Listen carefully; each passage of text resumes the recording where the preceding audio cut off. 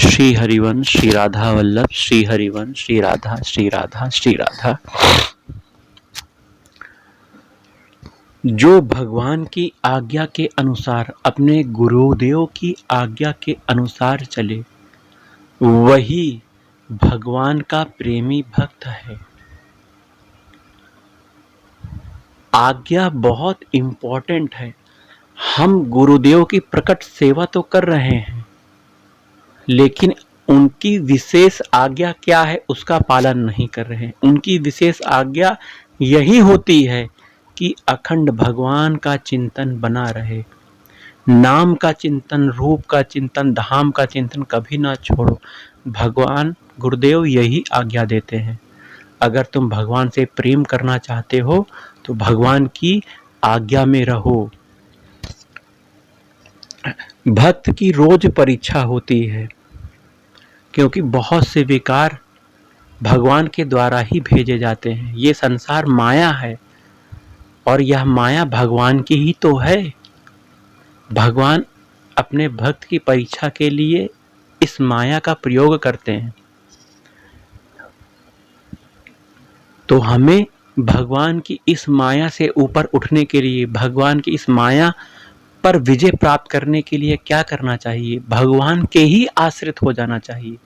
अर्थात भगवान के आश्रय होने का मतलब नित्य भगवान के चरणों में अपना मन लगा रहे, मन कहीं ना जाए, तभी आप इस परीक्षा से में सफल हो सकते हैं।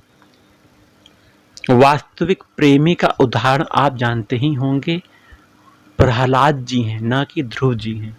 ध्रुव जी सकाम भक्ति की थी, भगवान का साक्षात्कार उन्होंने प्राप्त किया, लेकिन किसी पद प्रतिष्ठा की प्राप्ति के लिए, जबकि प्रहलाद ने निष्काम भक्ति की थी। वास्तविक प्रेमी तो प्रहलाद हुए। उन पर चाहे कितने भी दुख आते गए, फिर भी वे आनंद ही मानते थे, क्योंकि वो जानते थे कि मैं भगवान पर आश्रित हूँ। जो पूरा प्रेमी है, उसके ऊपर जितनी भी आपत्ति आती है, उसमें वह उतना ही आनंद मानता है।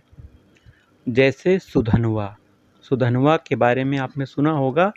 जितनी विपत्ति आती गई, वो आनंद के समुद्र में और गोते लगाते गए, क्योंकि भगवान का सहारा है ना।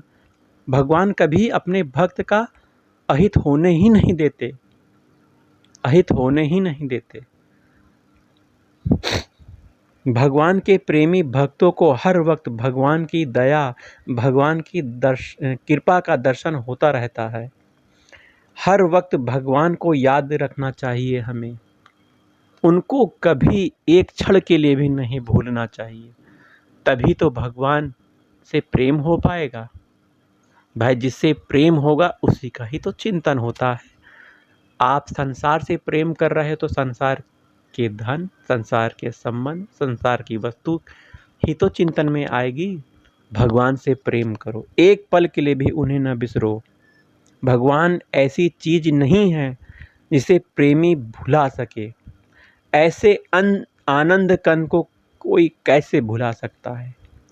वास्तविक आनंद भगवान अगर प्राप्त हो गए तो उनको कोई नहीं भुला सकता। संसार अपने आप भूल जाएगा भगवान के आने से।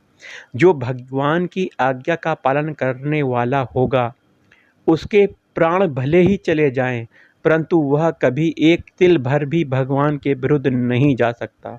यह बात लिख लीजिए, भगवान के विरुद्ध वह नहीं हो सकता। चाहे उसे अपना गला कटवाना पड़ जाए, लेकिन वह भगवान के विरुद्ध नहीं हो सकता। प्रेमी तो प्रभु ने जो विधान कर दिया, प्रेमी तो प्रभु ने जो विधान कर दिया उसमें सदा ही आनंद मानता है। जो फैसला हो जाए उसमें ही आनंद मानता है। वह मस्त रहता है भगवान के विधान में, चाहे मंगल हो चाहे अमंगल हो, सब में वह आनंद में डूबा रहता है। चाहे जिस भाव से लगो, तुमको ईश्वर में लगना है। कैसे? भाव का अर्थ, चाहे तुम भगवान को अपना स्वामी मानो और तुम सेवक बन जाओ, चाहे भगवान को अपना सखा मानो, मित्र मानो, चाहे अपना पुत्र मानो, चाहे अपना प्रेमी मानो, किसी भाव से तुम भगवान में लगो। इसके पश्चात ईश्वर तुम्हारा पिंड नहीं छोड़ेंगे, ईश्वर हमेशा तुम्हारे ही पास रहेंगे। भगवान ने बहुत एक इम्पॉर्टेंट बात गीता में कही है, महत्वपूर्ण बात है। गीता का सार कहा जाता है, सर्वधर्मान् परित्यज्य मामेकं शरणं व्रज अहम त्वं सर्व पापेभ्यो मोक्षामि मा शुचः। अर्थात सभी धर्मों को छोड़कर अनन्य भाव से मेरी शरण में हो जा।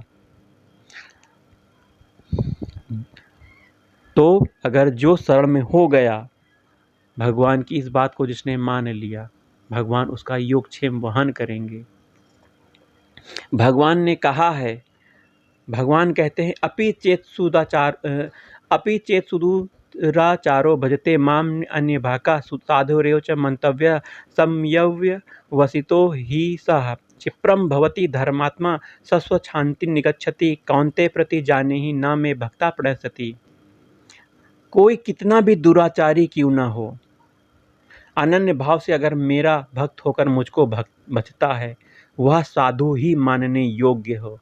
कितने से बड़ा दुराचारी पापी कितना हो, अगर भगवान को अनन्य भाव से भजता है तो वो साधु मानने की योग्य है। इस बात को गांठ मान लो, क्योंकि वह यथार्थ निश्चय वाला होता है। अर्थात उसने भली भांति निश्चय कर लिया है कि परमेश्वर भगवान श्री कृष्ण के भजन के समान अन्य कुछ भी नहीं है।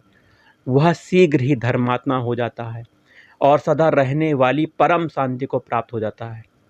हे अर्जुन, तू निश्चय पूर्वक सत्य जान ले कि मेरे भक्त कभी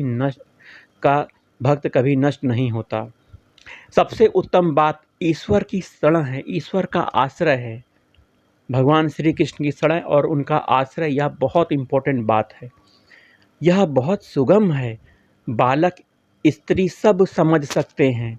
साधन में बहुत सुगम है, मूर्ख से भी मूर्ख इसे समझ सकता है। बुद्धि तो भगवान दे देते हैं। भगवान प्रतिज्ञा करते हैं गीता में, ध्यान से सुनिएगा, तेषां सतत युक्तानां भजतां प्रीतिपूर्वकं ददामि बुद्धि योगम तम येन मामुपयान्ति ते।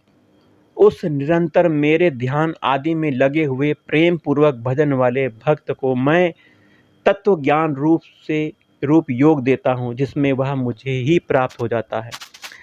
सारी विघ्न बाधाओं को भगवान नष्ट कर देते हैं। वह तो केवल शरण हो जाए, भगवान के आश्रित हो जाए, शरण होने के बाद सब कुछ भगवान कर देते हैं। भगवान ने कहा है, सन्मुख होई जीव मोहि जयवही जन्म कोटि अज्ञास ही तबही। जैसे आश्रित हो जाता है, शरणागत हो जाता है, करोड़ों जन्मों के, अनंत जन्मों के सभी पापों को भगवान नाश कर देते हैं, उसे अपना बना लेते हैं।